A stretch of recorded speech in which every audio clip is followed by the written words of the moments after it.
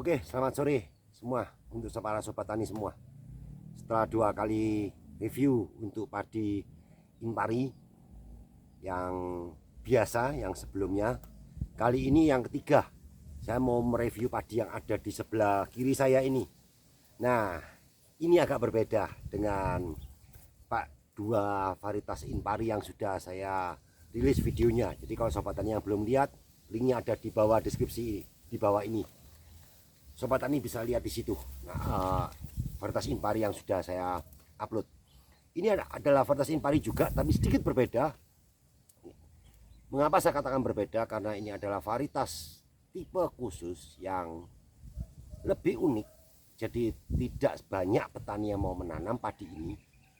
Sedikit sekali petani yang mau menanam dan bisa menanam dan bisa memasarkan, terutama untuk hasil dari panennya ini, untuk gabahnya atau berasnya.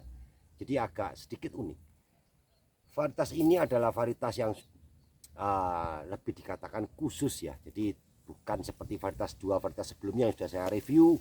Itu dia umum ya, padi umum. Jadi berasnya ya beras putih biasa umum yang seperti sobat tani sering lihat lah di pasaran atau sobat tani makan sehari-hari. Sedangkan untuk padi yang ini itu khusus dia agak sedikit berbeda. Dan kalau sobat tani melihat betapa tingginya tanaman ini dari tempat saya duduk ini, betapa tingginya, memang padi ini tinggi sekali, sangat tinggi sekali. Jadi padi yang sebelah kiri saya ini itu punya ketinggian 115 sampai 125 cm tingginya. Jadi dari batang dia sampai ke ujung daun bendera itu segitu tingginya. Jadi padi ini hampir dikatakan nggak cocok ditanam pada musim tanam pertama yang panennya akan bertemu dengan angin, hujan. Sudah pasti nggak cocok karena dia pasti akan tumbang, bisa tidur. Nah, cuaca sekarang itu mendung. Tadi siang tuh, pagi sampai siang tuh panas, ini sorenya agak mendung. Dan di sebelah utara sana itu sudah gelap sekali. Saya khawatir aja kalau sampai hujan deras, gawat nih padi. Ini gawat nih padi ini.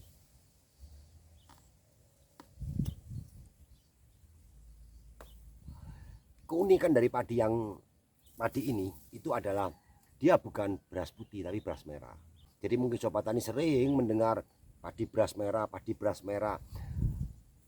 Kita pemerintah juga punya padi beras merah, dan ini adalah padi beras merah yang paling kita unggulkan, salah satunya ya yang paling kita unggulkan.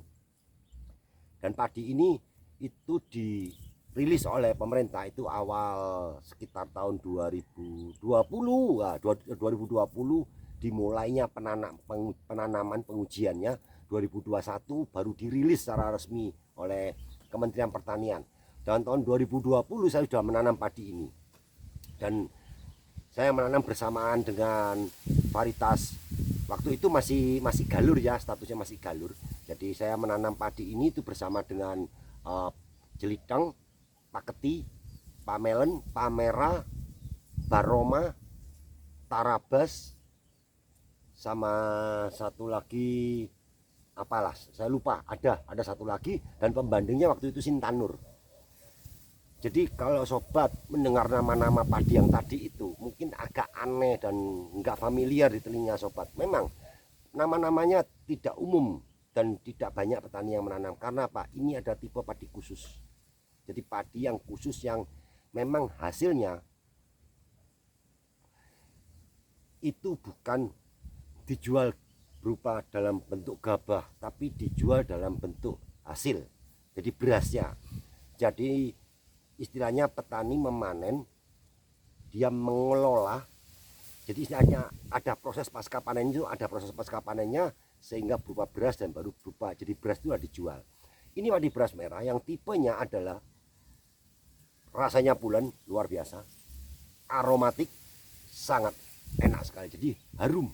Jadi kalau mungkin sobat tani ya tidak merasakan, saya yang duduk di sini tuh dari baunya ini, bau daunnya itu seperti ada aroma-aroma tercium bau pandan.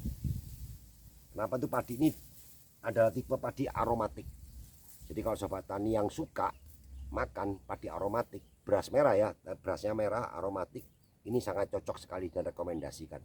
Dan beras Dan padi merah ini itu adalah persilangan dari Sintanur dan Babutong. Mungkin sobat tani yang era sekarang belum agak aneh mendengar nama padi Babutong. Itu adalah padi lama sekali, era 70-80-an itu ada padi lokal. Terus disilangkanlah dengan Sintanur yang sobat tani tahu sendiri bagaimana enaknya Sintanur, aromatiknya bagaimana enaknya luar biasa. Keluarlah sekarang yang ada di hadapan sobat tani ini. Ini padi luar biasa enak sekali. Tapi itu dah, kalau menanam padi ini ya jangan dijual berupa gabah gini doang, rugi lah, kita rugi. Jadi kita harus mengelola menjadi berasnya, dan rasa nasinya luar biasa enaknya. Untuk padi ini itu punya hasil ya rata-rata lah. Kalau kita ambil rata-ratanya secara umum, biasanya kalau di MT pertama seperti sekarang ini itu bisa paling di kisaran antara 6 ya 5 lah, 5, 6, 7 ton itu udah maksimal lah kalau di MT pertama seperti sekarang ini, karena penyinaran matahari sangat kurang.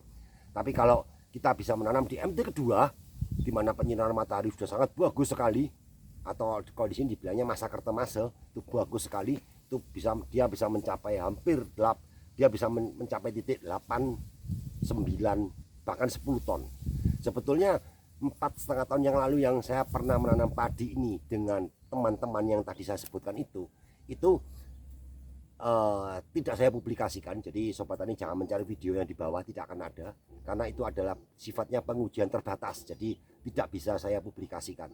Nah, karena ini penanamannya sudah skala umum, kenapa itu saya sekarang publikasikan. Jadi padi yang sobat tani lihat ini itu penanaman sekarang ini tuh luasannya hampir 1 hektar, jadi 8.000 meter persegi, hampir 1 hektar. Jadi bayangin aja berapa ton hasil nanti akan diperoleh.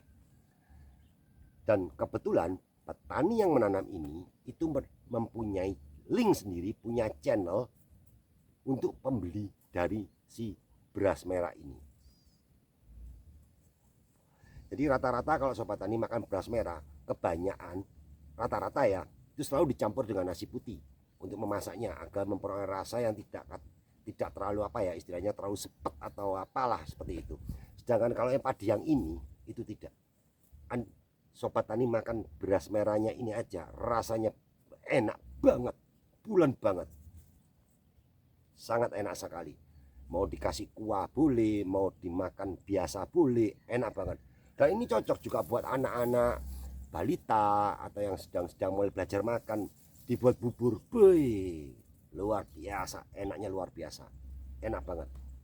Anak saya kasih waktu itu, waktu saya menanam dulu, anak saya waktu masih kecil itu saya berikan ini bubur beras ini, luar biasa, gizinya banyak saya, dan dia punya banyak sekali kandungan senyawa yang bagus sekali untuk tubuh, sangat bagus sekali. Salah satunya adalah fenolik, kalau nggak salah namanya, sebentar ya.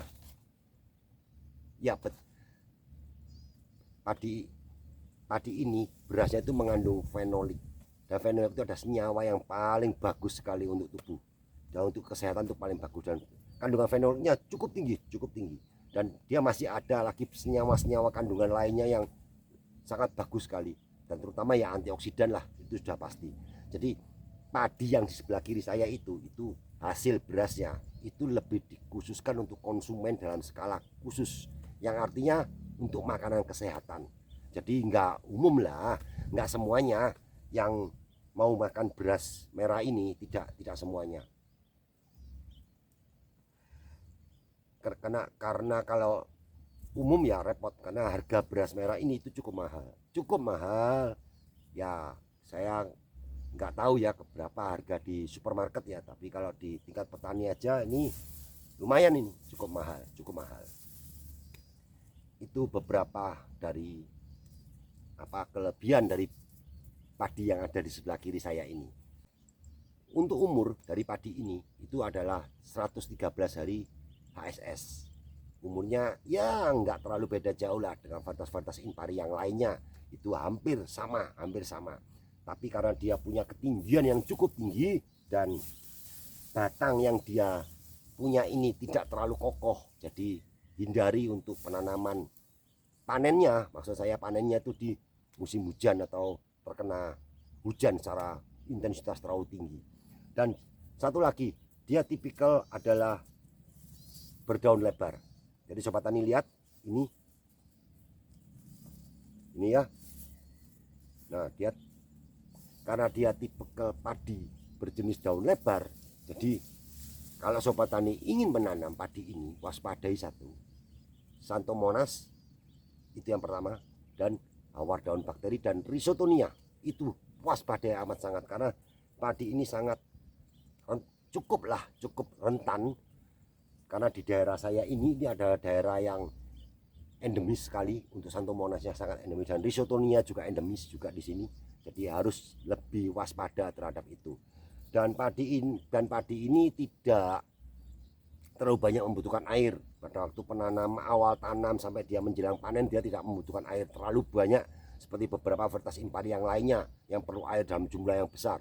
Dia cukup aja. Yang penting ada basah, cukup, dia sudah bertumbuh baik. Justru kalau terlalu banyak di awal pertumbuhannya dia kurang baik, dia kurang bagus. Jadi impari yang ada sebelah kiri saya ini biasa-biasa aja, secukupnya aja lah airnya, yang penting dia ada. Untuk pemupukan, nah untuk padi-padi impari pada umumnya, terutama padi untuk beras putih, lebih banyak petani di sini mengandalkan untuk adalah NPK.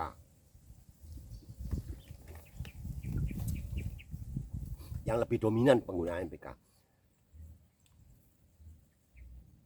Untuk padi ini, padi yang sebelah kiri saya ini, dia perlu NPK, tapi dia perlu penambahan berupa pupuk yang mikro sekunder dan mikro primer atau makro sekundernya. Dia perlu penambahan. Karena apa?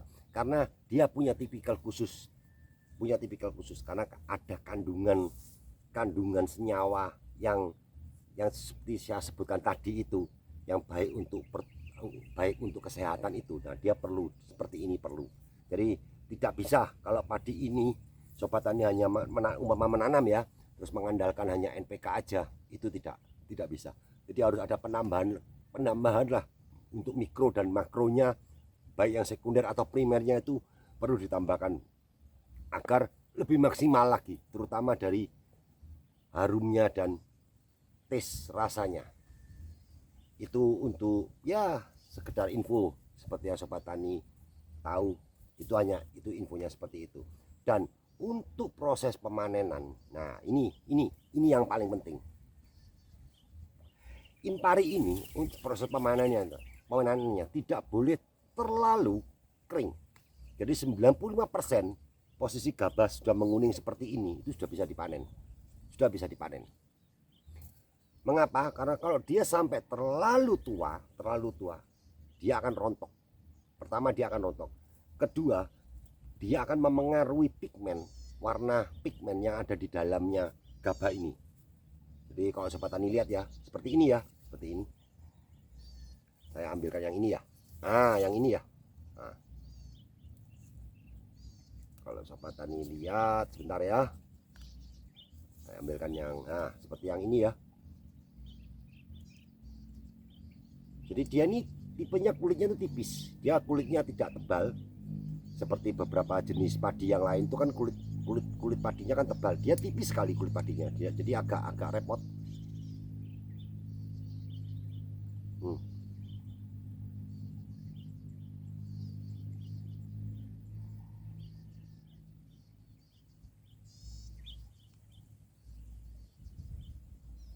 Nah mungkin tidak nampak ya di kamera ya. Nampak atau enggak saya kurang paham ya. Jadi warnanya agak kemerah-merahan di sini. Ada kemerah-merahannya. Nah, warna kemerah-merahan ini pigmennya. Nah, pigmen yang ada sekarang ini itu harus bisa dijaga pada waktu pasca panen. Itu yang paling susah untuk ngurus padi ini. Kenapa padi ini saya katakan khusus? Karena penanamannya gampang lah, semua petani bisa menanam. Tapi proses pasca panennya untuk menghasilkan beras ini menjadi benar-benar sempurna, itu betul-betul cukup susah. Untuk menjaga pigmen merah yang tetap bertahan itu cukup susah. Jadi banyak beberapa yang dulu waktu 4,5 tahun saya menanam, saya ulangi kembali ke beberapa petani yang ingin mencoba, hasilnya banyak yang gagal. Biasanya di pasca pasca panennya setelah mereka bawa pulang, mereka lakukan penjemuran bla bla bla semuanya, mereka bawa ke penggilingan, jadinya akhirnya putih, hilang semua. Nah, penyebabnya ya salah satunya ya seperti yang saya katakan di depan tadi, padi ini tidak cukup hanya menggunakan NPK aja, dia perlu penambahan faktor mikro makronya. Kenapa? Karena proses dia untuk pasca panen sampai ke pasca panen adalah proses yang terpenting, itu adalah kristalisasi dari ini dari tiap bulir-bulirnya ini, kristalisasinya itu harus betul-betul sempurna. Kalau kristalisasinya dia sempurna dan ekstraksi glukosanya dia menjadi sempurna, baru padi ini luar biasa, top berasnya mantap dan nasinya luar biasa. Seperti itu. Jadi itu yang bisa saya bagikan info untuk padi yang ada di samping saya ini. Dan ya, kalau sobat tani tahu, nama padi ini adalah varietas Impari Arumba. Nama yang keren, Arumba, keren banget. Silakan kalau ada sobat tani yang mau di luar sana ingin mencoba menanam, silakan coba tanam, dan boleh berbagi share dengan video atau tag saya di media sosial saya di Twitter atau di YouTube juga, silakan tag saya, nanti kita diskusi, saya ngobrol-ngobrol seperti itu. Oke, selesai. Nggak apa lagi yang mau saya bicarakan, sepertinya nggak ada lagi yang mau saya bicarakan tentang padi ini, karena padi ini ya cukup ya istimewa lah, buat saya istimewa sekali padi ini. Saya masih sangat menyukai padi ini. Kalau menanam, saya masih mau menanam padi ini terus. Sangat istimewa. Oke, itu dulu. Kita ketemu lagi di review berikutnya. Dan satu hal yang paling sobat tani harus ingat, jadikan video ini sebagai tontonan dan hiburan, bukan sebagai referensi atau rujukan. Karena apapun yang sobat tani lakukan belum tentu dan bisa mungkin tidak akan bisa sama dengan seperti apa yang saya lakukan di sini. Oke, sampai ketemu di video review berikutnya. Salam satu Malai. Ciao. Ingat, jangan pernah tertipu dengan pujian, sebab banyak nyamuk mati karena tepuk tangan.